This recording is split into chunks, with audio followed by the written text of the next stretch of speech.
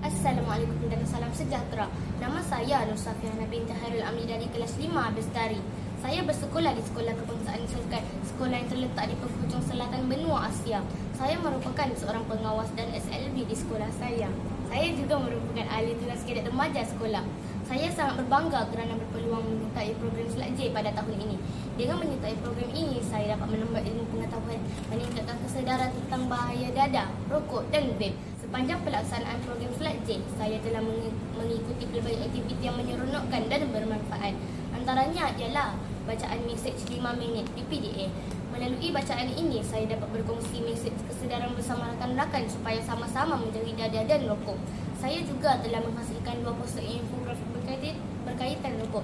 Dalam poster tersebut, saya menekankan tentang kesan buruk merokok seperti menjejaskan kesihatan dan membazirkan wang, serta menjelaskan kebaikan jika seseorang berhenti merokok, iaitu dapat hidup lebih sihat, bertenaga dan menjimatkan perbelanjaan.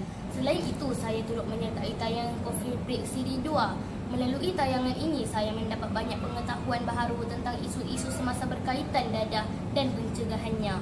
Selepas tayangan, saya menjawab soalan kuis yang diberikan dan ini membantu saya menguji sejauh mana saya faham tentang apa yang telah dipelajari.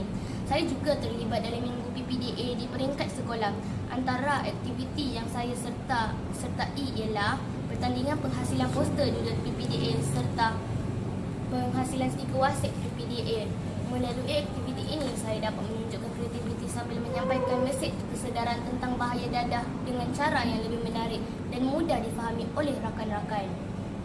Melalui semua aktiviti ini, saya mendapat pengalaman yang sangat berharga.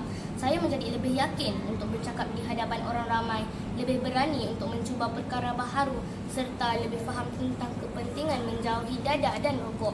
Program ini juga melatih saya untuk menjadi seorang yang lebih berdisiplin seiring dengan tanggungjawab saya sebagai seorang pengawas sekolah.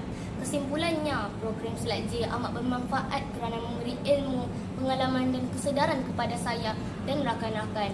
Saya berharap program ini akan diteruskan lagi pada masa akan datang supaya lebih ramai murid dapat menyertainya. Saya berharap agar saya dan rakan-rakan di sekolah serta seluruh masyarakat akan menjauhi najis dadah selama-lamanya. Sekian, terima kasih.